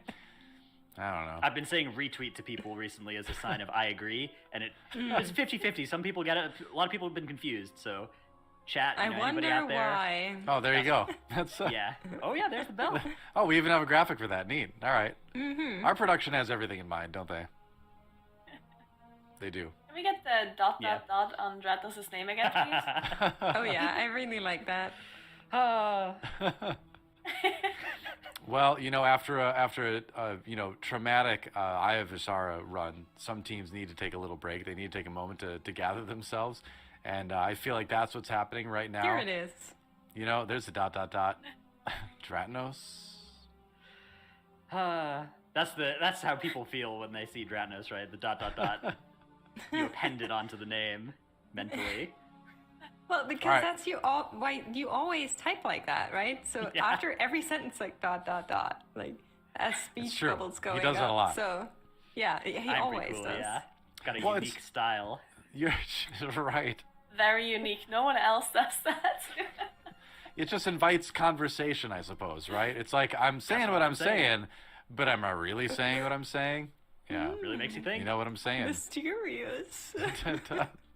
Anyway, the enigma. I did quickly want to say something. Go ahead. Away from this conversation. Sure. So last week we did have Sanguine Depth, of course, in the dungeon pool as well. Uh-huh. It was the affixes were pretty different. It was fortified instead of sanguine, instead of tyrannical, and it was inspiring grievous. So the affixes were definitely different. But we barely saw that dungeon played last weekend. Everyone kind of wonder gone to why. dungeon or tried to avoid it. And the fastest time we have from last week is actually by Dwarf Dis, which was a team that did get eliminated on the second day, and they had a 20-minute 21 clear. So yeah, it actually was pretty good by them. But yeah, none of the top 4 teams decided to play this dungeon at all. They were just completely avoiding it. Well, we'll find out why soon. Apparently, we've gotten word that both teams are basically ready. We're just going to the last checks, making sure everyone's wearing all their gear, has the right covenants, has the right whatever, they need. Their tea sometimes, which is a thing if you've got Theotar as your soulbind. Theotar. If you're on the tournament realm, you can just click it as many times as you want and get whichever tea you want. That must be I'm nice. so jealous, Ooh. yeah. Yeah, no Must be kidding. nice. Yeah. I'm like, oh, thanks for the verse. Tweeting the Warcraft devs Yeah. as we speak. Can't believe I got crit again. Retweet. I just love going rest to druid, losing my T buff, and then coming back and not being able to click it for half an hour. Oh, yeah. Sounds like a Rest of Dude problem. Yeah, Just like I get for wouldn't be swapping able back to Her problem in relate. general. Uh-huh. All right. Well, this is it. the moment we've all been waiting for. Boomba Boomba versus Free For All. Dungeon number 3. Leave that Naru alone, Belize. The teams are coming for you. Watch out. Here we go. Yeah. They're getting started. Let's see who takes it. Actually, we're Right, seeing so- that Resto Shaman yet another time for Free For All. And I think, Nagura, you're spot on when you say this is probably a comfort pick. But both of the teams are in the first floor, getting everything in the direction of that lantern here, but need to be a little bit careful as it is bursting. And Dial actually goes down for Boomba Boomba here. Yeah, losing their hunter there in the middle of the burst at the very start is gonna be slowing them down a little bit. Not only losing the hunter, but also losing some stacks. Actually, no, they didn't lose any stacks. They started killing them off once the Llama was already back, so 10 stacks from the lantern on everybody. For Boomba Boomba and Free For All also up to those 10 stacks as well, as they're both trying to finish off that Mist Dancer, who has more HP than the rest of the mobs, and that's why it's taking them some time. But yeah, another difference here, again in the comp, is that we see Fragus on the Demon Hunter for Boomba Boomba, while Free For All is going back to that Rogue, playing that more like single target interrupt control that I do think is really good in Sangrenda. Yeah, we're actually seeing another big difference here for both of the teams. While Boomba Boomba has decided to pull the room in front of the next corridor here, Free For All has decided to use the WoW buff to just skip through it, and Fracus actually goes down 2 deaths on the counter for Boomba Boomba here already, as Free For All is in the next pack. And it looks like they're doing pretty well here. The Glutinous Tick will also down. Now we have the Urba. Still some buff uptime on the Lantern as we go into the first boss. Bloodlust now on. We're blasting this boss as high as we can. Cooldowns are now getting pressed by that Warlock, so they will now rise up and do a lot of damage in the next couple of seconds. Here they come, Riddler just blasting this boss, gonna soak the charge here to make sure no one dies, and Boomba Boomba just deciding to go for a little bit more trash on the left side of the screen will follow suit. I really prefer the Free For All strategy here because it is a tyrannical key, and they still had those 10 stacks from the urn while they pulled this boss during that Bloodlust window. And they also killed 2 relics back to back. So they didn't stack it up because of course it doesn't stack, so they killed one and then killed the other one right after, whenever the previous one ran out. They got that double cooldown reduction, 1 minute off their cooldowns during that duration, also having that damage buff again from the urn, so this is why they're killing the boss so quickly, while Boomba Boomba probably is going to take a while longer on their side, because they don't have that lantern buff still on everyone. But in return, they're going to have a little bit higher trash count once they're done with all of this that they've Yeah, and like you were saying, Crixus the Voracious is sub 25% for Free For All here. Cooldowns will be ready for that Warlock in 10 seconds. I'm not sure if we will use them one more time to actually get rid of the boss here, or if we're sitting on them for the next big pull, but the Juggernaut Rush will come one more time. We need to soak this. It's actually a lot of damage onto the group here, but they're daring pretty well as they DPS down the boss, and I'm pretty sure we're just gonna, surge it down while we wait for the next pull, and then gonna full blast that one, while Boomba Boomba still has a lot to work with. The Warlock has the cooldowns ready, if I see that correctly, so it should be, they probably used it looking at the damage meter. Yeah, I think it's an Omni CD thing, but yeah, that boss is not dying as quickly as for Free For All, like you said. Yeah, that is very, very weird that the Warlock from Boomba Boomba didn't commit the Infernal, because Using it we now. saw the PI. Yeah, we saw PI being used on the Yeah. Warlock. And then I just saw him cast Incinerates. And I was like, huh? Where are their Incinerates being casted? And the Infernal not being popped. Maybe there was some miscommunication going on, or maybe you just had to be late for some reason. Either way, it's probably going to take them a while to finish off Crixus, while Free For All is already moving on in that next boss area, finishing off that Sentinel, and they're going to have to make up some trash at least, because they skipped some stuff with that WoW relic earlier, so we're going to have to see them do some pulls later that Boomba Boomba can skip. Yeah, but it's actually not as big of a difference, to be honest. I think Free For All is just a little bit ahead right now, especially with the 10 penalty seconds for Boomba Boomba, and they actually take so much damage. Dilemma nearly going down on the 100 here, but is able to survive. Wolf putting in that desperate prayer, trying to make it here through that Juggernaut rush as it comes for them, but they are doing a good job here. Crixus now under 10%, and they should finish this off easily, but that was a very scary moment. Yeah, and we were talking earlier about bursting not necessarily being such a difficult affix, but Free For All not running that Holy Priest, right? Not having the Master Spell actually is causing some issues. We saw them commit the Dwarf Racial all simultaneously, so I guess they planned on doing that before they pulled the boss, or when they pulled the trash with the boss. They just all used their Dwarf Racial at the same time to get rid of that bursting. You can't do that as often as a Master Spell from a priest, right? So maybe Free For All gonna have some issues with bursting as we go through this corridor here in the second boss area. There's lots of things that can go wrong here. Very scary mobs. You do want to extend your lantern buff. You can see they still have half the duration of it left, and they're opening up this next lantern, so they need to finish up a mob before that debuff runs out, because they want to be extending that buff, which is something we've seen in the MDI a lot, and it's very efficient. Just keep this buff rolling. Yeah, and we're actually going to be able to extend it here, but that also means we just skipped a lot of trash, and we need to make up for it in the overall, as we need the 100% before we can finish this key, of course. So we're now looking to add more to our timer. Yeah, there we go. So we're gonna go back, pull the trash here, pull the Hat Custodian together with some relics, gonna get that extra relic buff. Really nice to have, and this time it's gonna be a Woe Drifter. Yeah, so Woe Drifter, again, just having that movement speed, really nice. Be able to move to the next lantern if they want to extend it one more time, or just maybe even skip some mobs. Maybe they want to skip to the boss because they still have half that lantern buff they could be using. We'll see what they decide to do with this, as Boomba Boomba now is also in that on that first lantern area. They got their 10 stack, and they're just pulling some more trash mobs, maybe extending the buff one more time before they move on. Yeah, I really like the routing from Free For All. When they started, I was like, but can they do it? Yeah, it doesn't look like it. Close? Did they even trigger the lantern? It doesn't look like it on the floor, but they're definitely gonna lose the buff here.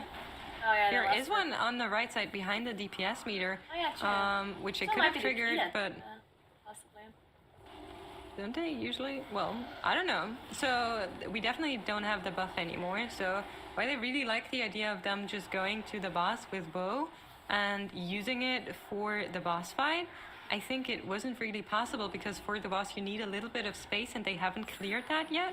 So in order to play the boss, you just need to dodge some space, and we need to get rid of that first. But we're now seeing something pretty interesting, as Zealot is running all the way from there and pulling a lot of trash around the corner here, and there is going to be a hit. I think we really want to group up everything here. That's a huge pull for Free For All. Yeah, that's a lot of ghouls and a lot of scribes in that pool. You can see the Scratch is throwing research at everyone from afar. They did now use that lantern. I think it makes maybe sense for them to just delay that lantern a little bit so they can have it for the boss afterwards, because they figured they just want to do this trash first before they move on, because of that missing trash percentage that we saw Boomba Boomba deal with earlier. Now that you look at the trash, Boomba Boomba not actually that far behind anymore in that percentage. So we'll see how they do deal with this area on their side. Yeah, Free For All actually can be useful really nicely, as again, they are committing all of their dwarf racials to get rid of that bursting on all of them. So instead of having the Master Spell, they just all use their dwarf racials at the same time.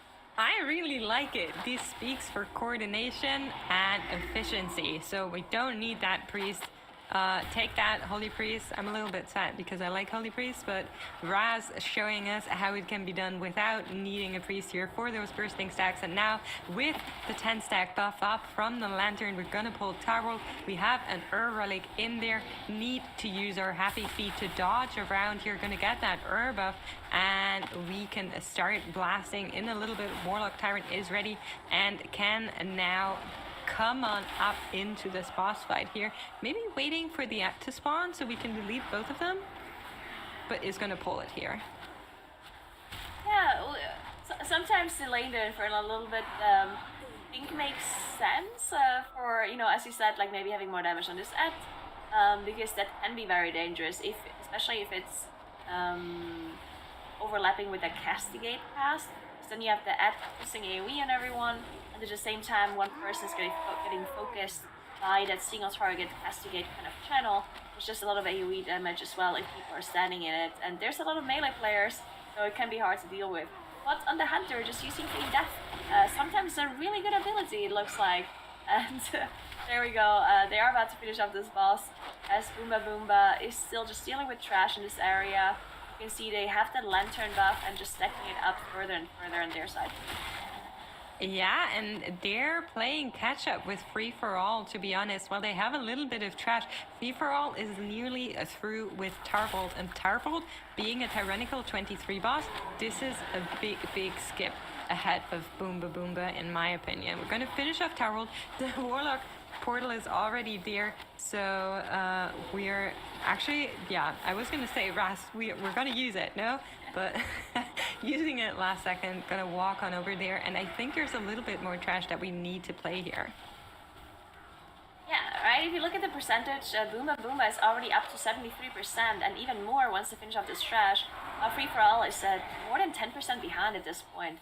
So Free For All has to do one more pull, while Boomba Boomba can possibly already just pull the boss. With that last trash that they still have left there. This might still be really close, even though I do think the trash pull Free For All is doing is going to take less long compared to a boss fight on a 23 Tyrannic, right? And Dilemma actually going down as soon as they pull a boss is so bad for them, because of course Dilemma using the offensive cooldowns possibly, and then going down immediately after, and not only that, losing those 10 Lantern stacks as well, might actually cost them. Yeah, I mean, it's actually looking pretty tough for Boomba Boomba right now. We do want to finish off that Urge just to get the healing and the cooldowns ready for the rest of the group. Make sure we can't somehow survive this, but there are patches on the floor. You see the turtle getting proc. Wolf is down. There's a scribe in the background. We do want to try and rest them, but Fragas and Dilemma both go down here. This is looking devastating for Boomba Boomba. We're losing all of the buff stacks, and I'm not sure we can even continue with this boss fight here, as there are still ads in this. We only have one DPS player left to support us with this boss fight. It's going to take forever, and I'm not sure. Yeah, for a second it looked like they were still trying, but I don't think you want to try anymore. You need to save the time, just wipe it, start on over. Even though it's a little bit of extra walking, there's no way you can circuit and make good on time. Yeah, this is really unfortunate for them because they are losing those. They don't have a Lantern left at this point. So they're gonna have to fight the boss without the Lantern buff. They might have to maybe commit their Bloodlust even to be able to finish off Tarvold. That means that they're not gonna have Bloodlust for the next boss, like Free For All is committing their lust for Virelia, which can be a pretty dangerous fight on Tyrannical. Just so much damage coming in with that AoE cast, the Rite of the Supremacy. Then right afterwards, that other cast that spawns swirlies on the floor, plus does AoE damage. Yeah, I mean, just look at the damage coming in on the group. Stausta has proc cheat death. There is nothing holding them away from death anymore if they drop below one more time. Virelia is now on 50%, but we need to survive at least one more time before we can finish this boss here, depending on how much DPS you're actually able to pump out. The Rite of Supremacy is coming one more time. You need to soak at least 3 of those golden orbs in order to make it something to note down for yourself if you want to rush those weekly keys. And we're popping the SLT here, making sure the group survives, and now it's just dodging. Don't even care too much about the boss DPS, just watch your own feet. The amount of damage coming out of the Survival Hunter again for free-for-all, I do think some of it is probably cleave on the first relics, and maybe some damage also on the Toma that spawns afterwards. Still, like, that's a lot of single target damage that's coming out of the Hunter there. That is why the boss is dying so quickly. I mean, 23 tyrannical boss fight, already in 20%. That's crazy. Boomba Boomba just having more issues, unfortunately, on their side, as they are losing their bloodlust, and they have another wipe. They're not going to be able to finish off Tarvold with their healer plus 1 damage healer death. I'm just holding my breath. Ras and Riddler both dropped super low there, but we're able to survive it as we DPS down this boss here, 3% and counting. I think we can just send it. We don't even need to soak these. We're going to kill the boss before the cast goes through. And now we want to move on. Don't forget that tank item. Salad has picked it up. Now I'm curious to see, they still need to play a little bit of trash here, and they're actually pulling this stuff out here, which I really like, something we've seen a lot before. Just some Gargons and some Harvesters. Make sure you're not standing in any of the traps here, and this pack shouldn't give them too much trouble, to be honest. Yeah, this is not a trash pack that is too hard to deal with. You do, of course, have to try to interrupt as many casts as possible from these oppressors. Not make sure that somebody gets bursted down by maybe like a cast plus a dread shot from the Huntsman. So yeah, they should be fine. But this next last area, trash area, that can be very dangerous because you're constantly in combat because the Gargants just keep spawning, and there's just so much damage coming out as well. Whenever the boss jumps around, applies the bleed effect, the initial does a lot of damage, plus the bleed afterwards does a lot of damage. And then there's also a lot of bursting that gets applied to you as well from some of these trash groups. And with them not having a priest, a master spell, they're gonna have to use their dwarf racial wisely here. Yeah, definitely need to be very careful with that. Ras dropping super low, actually dying here. Gonna Ankh, be ready for the group and back together with them. But the Stomach's also dropping pretty heavily. The group has cleared their bursting stacks using that dwarf racial that you just spoke about and made sure they're not getting too much damage on top of them. We would have SLT ready, but we're not looking to use it right now. We just want to survive that Gloom Squall. Gonna put that item in here as Vi shoots straight to the group, but everybody manages to just dodge around it. Yeah, that was a very unfortunate placement of that Vi frontal there, almost covering the whole bubble, but still managed to stay in it without getting hit by it. So well done by everyone, as their rogue now opens that last lantern. So they're gonna be stacking up that buff in just a second, and again, gonna be getting a lot of bursting stacks, and you can see their Rest Shaman is actually completely so that might be a slight issue that they're gonna have to think about at some point, as we do see the healing tide coming out, and hopefully some defensives being used, because yeah, not sure how much Rest can actually heal the group up with that kind of much. Yeah, I mean, if you time it right, I think you can sit in the bat and actually drink some potions, but he's not getting out of fight here, so we're just gonna keep on running. And it seems like some mana is at least regenerating for Ras, but the group seems confident in their abilities to actually pull this pull off here. Gonna get these skirmishers down. Need to be careful with the bursting stacks one more time. Dwarf racials are not available right now, but everything is looking good so far. Might actually come back in time, and Boomba Boomba trying to finish off Tarwold. 8% remaining. I think they can probably do it without Wolf and Dilemma alive, but it's looking very dire for them. Yeah, so I was thinking, oh, the mana's not going to be an issue for Ras because there's a relic pack coming up. They're just going to kill and you're going to get all that mana regeneration and then they killed Vi. You're like, oh, we don't need that mana or Mana, whatever. We're just gonna go for the haste. But now they're actually doing a big pull. They're pulling the rest of this trash into the boss room, and they might actually be engaging Cal as well. And yes, they are. They're just pulling everything together. They might actually finish off here, so it all makes sense now. They finish off Vi first, and now they might get so they have the damage reduction plus the haste, and the mana is going to be regened in just a second. Yeah, this is a difficult pull to do, and they're executing it pretty well so far. Still some trouble left as the frontals come out, plus the dodge that has to be done. And you can see Salad, no issues though, just being really safe on HP. Yeah, absolutely beautiful. There's one more Huntmaster that needs to go down, but the group is going to stack up here, survive that Gloom Squall, and now we can deal with that Huntmaster. The buff is there. Ras is just running around, making sure not to take too much extra damage here, and trying not to bait this charge into the rest of the group, as it leaves a nasty bleed on every member that it hits. And right now they can just do a lot of damage onto this boss here, making sure you're not getting hit by any of those laser beams coming through. But I would say the toughest part they did. Yeah, I do think so as well. There's only 12% left, and I mean, look at the damage meter. The Blood TK is just carrying the whole group, honestly. And maybe the Hunter is doing some damage as well. But yeah, the DK is providing so much damage and survivability with that pull. I mean, yeah, just crazy from Salad there. And 10% left. They just even have 2 battle rests available in case something does go wrong, which can always happen on this tyrannical fight. You see rest dropping pretty low from the initial whenever that charge is not dodged with movement speed or any kind of links or similar, then it actually does a lot of damage initially past the tweet, as you talked about.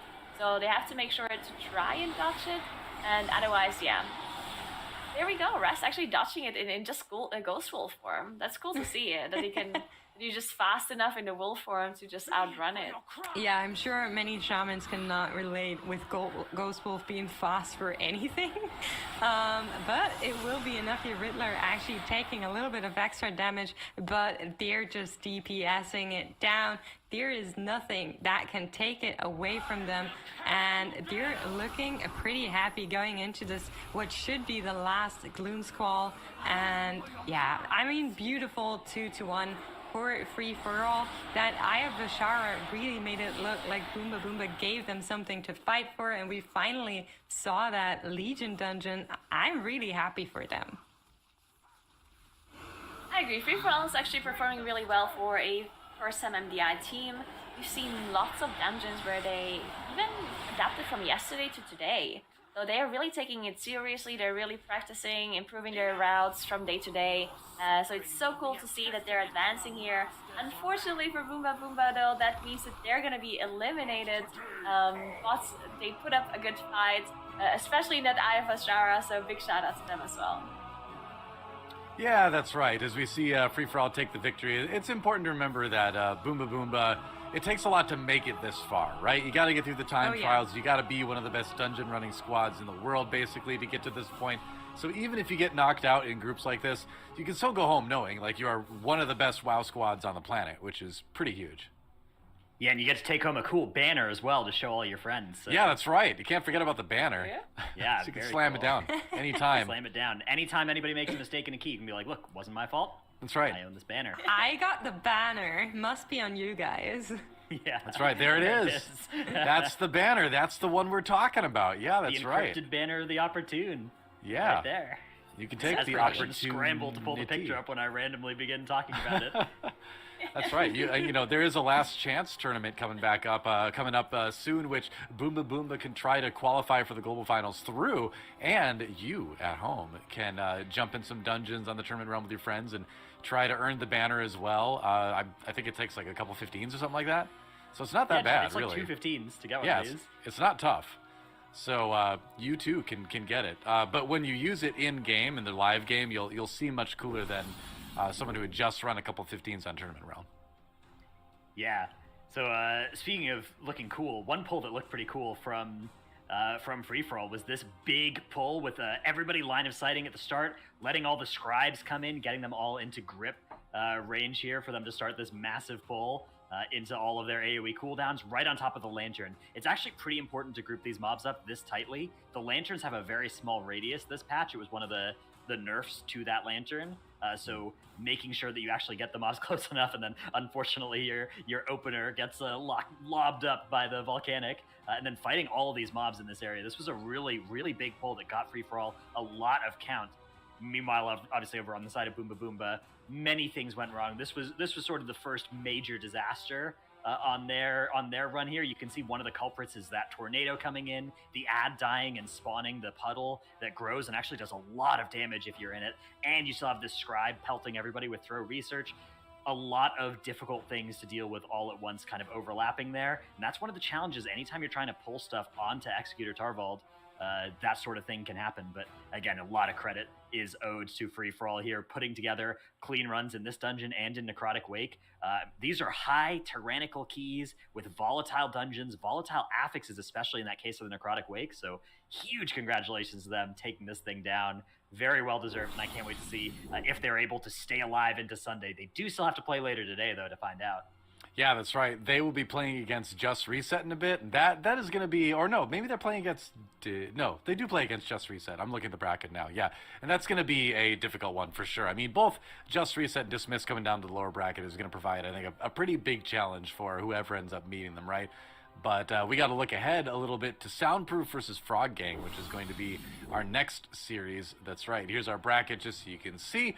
Of course, Just Reset going to be taking on Free For All in a bit. And then Dismissed, the duck, patiently waiting that might be a dog. for the winner. Good call. Yeah, sure. That looks very dog-esque. No, maybe not. I don't know about that. Could be. You know that you can invent words as a esports commentator or host, but I don't know if you can change the names of animals completely. That's taking it a little bit far, I suppose. Yeah. Well. Soundproof versus Frog Gang coming up. Winner goes on to play against Dismissed, as you can see. So the last of our face matchups, right? Frog Gang, if they get through, playing against Dismissed.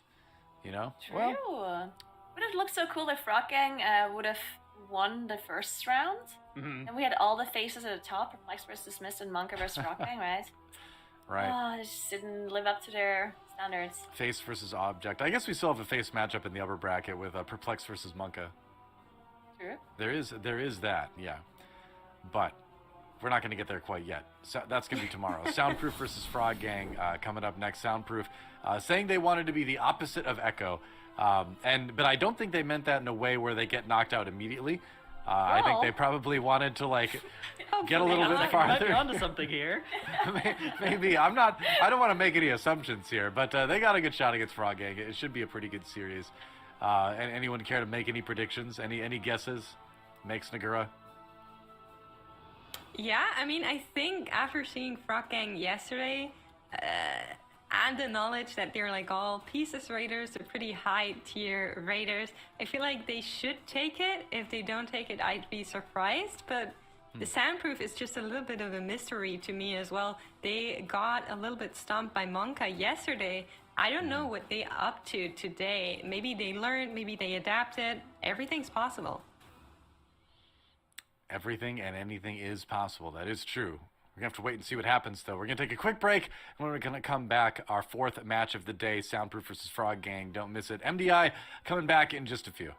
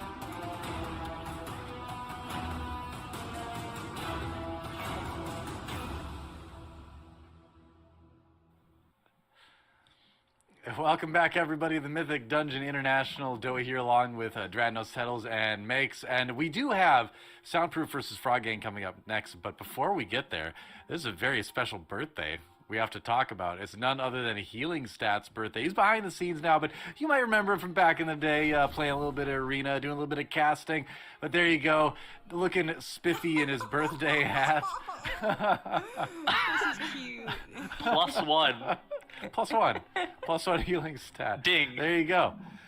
And Tettles really wanted to sing Happy Birthday, but the question is, now that we're in the moment, are you brave enough to lead us in the rousing? Happy birthday Oh, we did it. to you. Happy birthday to you.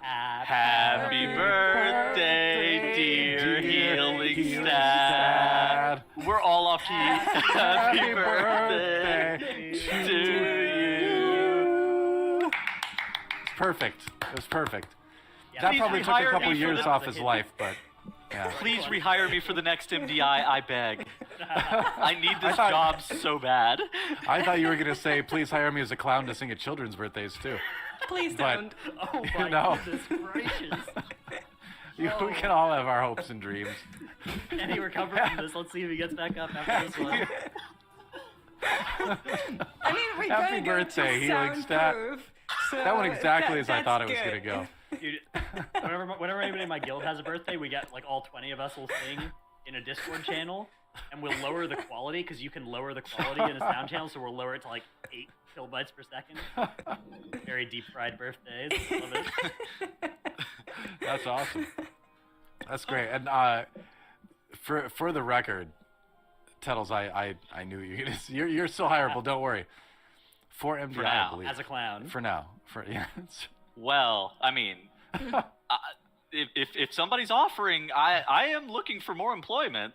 I have a few Looking days to, free every week. This is what it's Juggle like to some be an more esports responsibilities, you personality. might say. We're just trying to survive. We're just out here You trying got to any survive. more That's how of it them is. Yeah. jobs?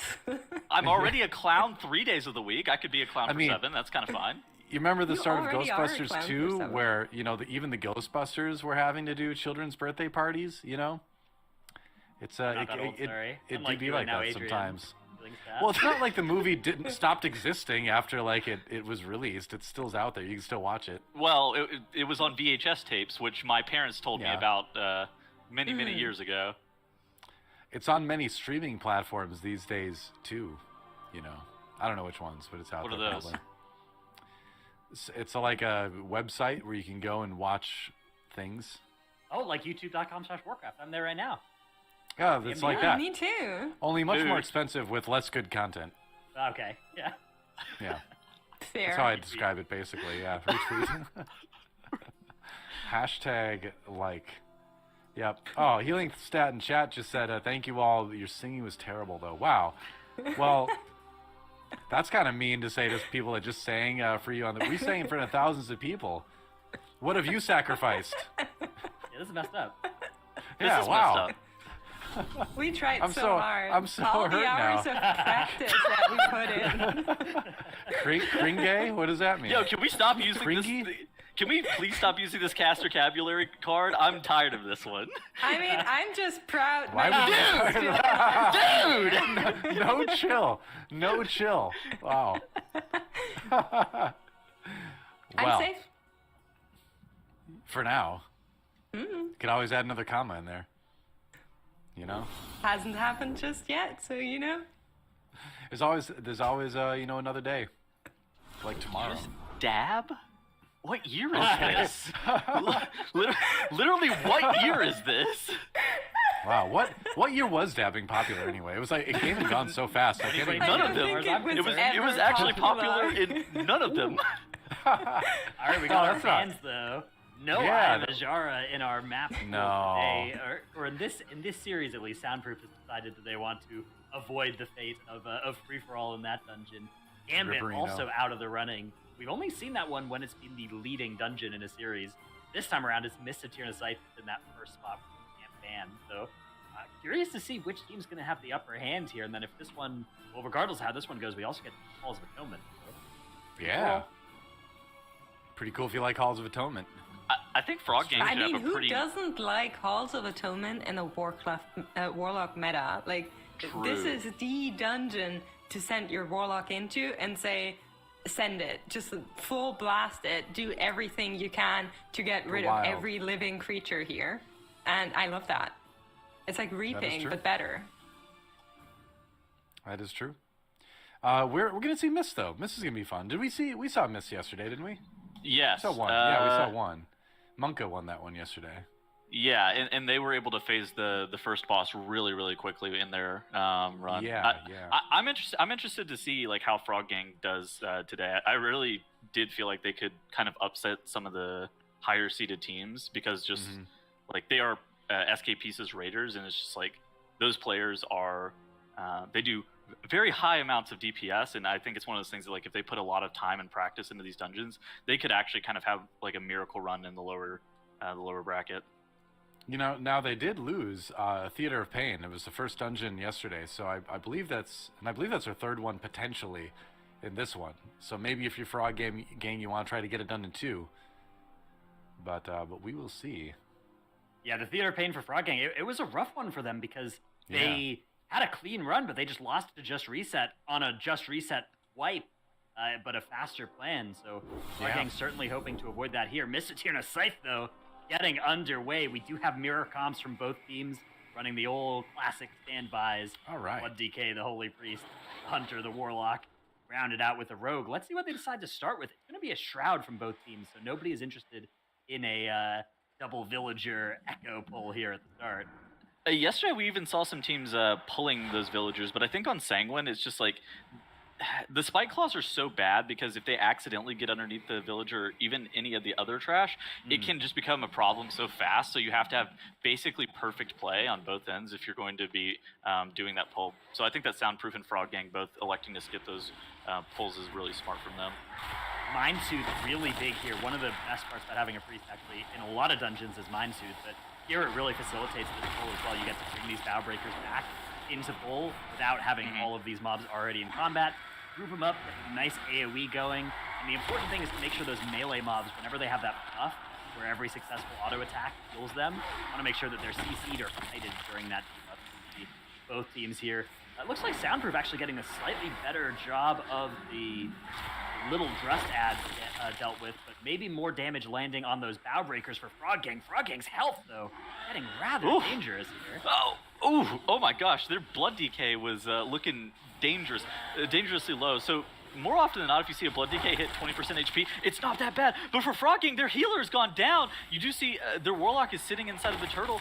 Maybe they're going to be able to recover this, but this is not going super well for them, Dratnos.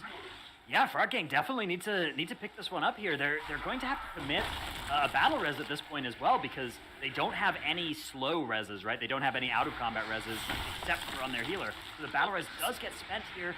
Now the health is getting dangerous, and it's not just the health. Look at the runic power on Frog Gang's Death Knight, right? That runic power, it builds up quickly, but you've seen him at times having 0. They have recovered now, so okay. There were a couple spots there where when you're on like 30% health, you're a runic power. That is when you are gravely fearing for your life. That's what I was going to say. And Dice hit that part where he was like 20% HP, 0 RP, like 3 times. I thought that he was going to go down, but it was a really good recovery from Frog Gang. Only like a 5-second penalty. I think realistically only 5 seconds separates these two teams. Both of them ended up getting Ingram Malik pulled around the same point here. And Hemo today has decided to turn on his lights, no longer only using the illumination of his monitors. So he's really ramped up today. He's showing up and he's ready to game. Yeah, this is Hemo in light mode, so we'll see how that compares. He is blasting here as well on the single target here on that Warlock. Looking pretty solid, beating the tank for now. See if that continues. Oh, now the tank in second. Yeah, Blood DK doing quite a bit of damage for at least the next couple of days here. The first intermission phase now beginning for Soundproof. Let's see how much they can deal to Ingram Malik during this one. On Fortified, it's sometimes possible to get this boss killed or close to it during this first channel. Looks like it's definitely going to be close enough that they can commit the boss. Yeah, 6% before that channel ends. That is great news, and they're going to be able to finish very quickly. Meanwhile, Frog Gang, 14% at the comparable point there, so they're going to have to spend another 20 or so seconds dealing with the last little bit of this boss's health. Soundproof's lust timing was. I think that they maybe could have lusted a little bit earlier and skipped that fear. That would have been maybe pretty advantageous for them to be able to do something like that. But overall, it's not looking too bad. Ooh, and you do see actually on the side, Soundproof is doing something very interesting. So more often than not, you have teams utilizing like either their Warlock pet or utilizing their Hunter pet to go through the wall and pull this trash back that you see that is engaged with the two mobs that are standing there. But since you actually saw Hemo on that Warlock, since he is that Dwarf model, he's able to just tag the pack through the wall with an instant cast ability and get it pulled without having to send his pet across. Yeah, if you're short enough, your spells can make their way through the roots of trees, because you got a nice little angle on that, so does work out well for Soundproof there, as they now have this big trash pull that they need to kite. Look at this kiting, this movement towards the end of the pull with the Sanguine Affix. Really well managed. Nice shining. Beautiful shining force as well there. That's the kind of thing that you can tell your gamers are playing with their brains turned on when that shining comes out instantly upon a mob dying. With the Sanguine Affix going, and Soundproof, we think of them as the second lowest seeded team in our bracket this weekend. Coming in with the 22 something seed overall, something around there. They are doing really well in this run. It's looking pristine so far. Yeah, looking at Frog Gang, they're having some Sanguine issues. Look at their healing done meter. Right. That Sanguine Ichor, 1.06 million healing from Sanguine. So if they're looking to try to catch up, they're going to need to make sure that they're minimizing their Sanguine healing. Whereas on the side of Soundproof, we saw them basically have no Sanguine healing, utilizing that Shining Force that we were talking about to get the mobs separated. Yeah, again, really heads-up play there coming out from Soundproof as they are now working on their next pull. The way that the maze works in our MDI setting is it's always the same between the two teams, but it's randomized from run to run, right? So yeah, Frog Gang and Soundproof have the same maze as each other, but they didn't know in advance which one it was going to be, so they had to be ready for all the possibilities. I think that, okay, so there are only 12 paths in total, and I think that once you're through this path, there are some weak auras that can tell you basically, that'll almost auto-complete the remainder of the maze. I think that from this point, there is only one path through the maze, because there's not a ton of paths on the right side. There's just not a ton of paths on the right side in general. Yeah, there are a couple of, depending on your first two doors, you can sometimes know all of the rest of the maze, or you can sometimes still need to actually figure it out and do the puzzle. So, yeah, Soundproof and all MDI teams hopefully pretty intimately familiar with exactly the implications of, the rooms they're in. I always just get lost in here. Maze works on my brain, and I'm just like, where am I? How long have I been in this maze? So what I like to do is I like to yellow the first couple of doors, and then my weak aura pops up and tells me where I need to go next, and then I will be correct. But if you're in a group with me, you may see me randomly yellow a door, especially early on. If you're in a group with Tettles, you got to make sure you identify the right door before combat ends, and then very quickly use it, because otherwise you're getting pulled back to the start of the maze. No, it's a 50-50 chance. Either it happens or it doesn't. Can't argue with that. Soundproof and Frog Gang now both working on this Dragon Matriarch here. Soundproof, it looks like, have found some more trash to bring with this, though, than Frog Gang, so Soundproof will be gaining a little bit on the enemy forces once they do kill all this off. They have to watch out for Sanguine healing, especially if they are killing some of these mobs beneath the dragon, because the dragon is so difficult to move. There's just a lot of casts, whether it be that healing pool that it really casts well done, itself. and then oh my goodness, Shining Force just on point again there. Actually waited for the second mob to die as well before any of the Sanguine tick came out, and then did it, and then a stun actually on a mob that's about to die, and allowing the tank to start removing the other mobs. This Sanguine movement really, it speaks of a team that is extremely familiar with Mythic Plus and familiar with each other, right? Knowing what they can expect each other to do, because you have to play a lot of Sanguine keys with people to get an instant, like who's going to Shining Force here, who's going to kidney this mob, right? Those sorts of things. So, yeah, I mean, really, really good look for Soundproof, and compared to Frog Gang, who we talked about being SK Pieces Raiders, right? Very good players, do a lot of damage, do their rotations well, but the kind of intimate familiarity with Sanguine Affix in particular and how each member of the group plays may not be quite there yet. Exactly, and I think that's why we keep talking about just the synergy that the players have between one another. That's one of the most important things, especially on Sanguine. We did see a Brawn knock right there, but the mobs aren't dead yet, so Brawn is not here to grief us yet. Yeah. Although you need that weak aura. He could come you back can get a later. weak aura that air horns you when Brawn's about to spawn, and then you can cancel aura it if it's gonna grief you. But Most DPS players, of course, are not willing to sacrifice their Brawn for a little bit of Sanguine healing avoidance. There have been some grief on Jailer recently with the Brawn. Oh yeah, Dude, yeah, because Brawns knock you when people get mind. Yeah. Yeah, it's. I think that maybe if you're playing Mechanicos, which is where the Brawn is from, at least at a minimum, you should probably have a macro to cancel the Brawn stacks. Maybe just macro it in every single rotational ability. He is very infrequently useful. There's people who've told me that they just cancel. They play without Brawn, right? They play that Soulbind, and they literally just cancel or Brawn into their rotational buttons, right? So they just never get the Brawn, but it does do some damn. 0.5% of your overall damage is going to be Brawn, man. Look, if you're trying to sacrifice 0.5% of your overall damage, and then you're complaining that Moonkins need buffs, I don't know what to tell you. Like, well, I'm not playing Kyrian, so yes, there will be another problem, I think, for this to happen. But yes. All right, so Soundproof are 6% ahead, and they have one death in their favor if we look at the top here. So and they have they're one door ahead too. No, they're both teams are on the exact same room here. So the 6% is from the extra trash that came onto the dragon. So it's actually going to be Frog Gang who will be reaching the boss encounter slightly first. Let's see if they decide to pull some trash in here to maybe try and equalize and get to a count that they're more happy with. Soundproof also now entering the boss room. Also heading over towards the left here and looking to get some trash involved in this boss pull. This is going to be something where, again, anytime you have mobs with bosses with Sanguine, you really have to be careful. Yeah, and that's incredibly true on Mistcaller as well, because whenever you go into that guessing game phase, the spawns of those ads that you end up having to kill off, we've seen time and time again where sometimes there are Sanguine underneath the one that you need to kill, and if that happens, you're basically just waiting out the Sanguine before you're able to even kill off anything. So Soundproof is probably going to want to kill all of the trash towards the middle of the room and make sure that they are minimizing Sanguine healing. And then at the same time too, they have to watch out for Mistcaller. It's not just about killing it not where those ads spawn during the guessing game, but it's also getting the mobs away from where Mistcaller is. And Soundproof is doing such a good job. Frog Gang on the other side, they kind of delayed pulling Mistcaller altogether. They're taking it a little bit safer. So they killed off that trash. They made sure it was dead in a good spot, and then they proceeded to pull Mistcaller later. So while it is a little bit slower, it's a lot safer of a strategy from Frog Gang. Yeah, and both teams you can see on the same percentage here of Mistcaller HP. So very close, aside from that 6% enemy forces that Soundproof are going to be gaining, which the question is, does that mean they can do the rest of the dungeon in one fewer pull or not? Because that is the huge question that determines whether they're moderately ahead look at or only Nerf, Andy Brew, and Wait, now are all Frog playing Gang is Budgie caught up Day. in boss So, damage. It's like a more bigger community thing because everyone's like, oh, you know, these top tanks in the world are getting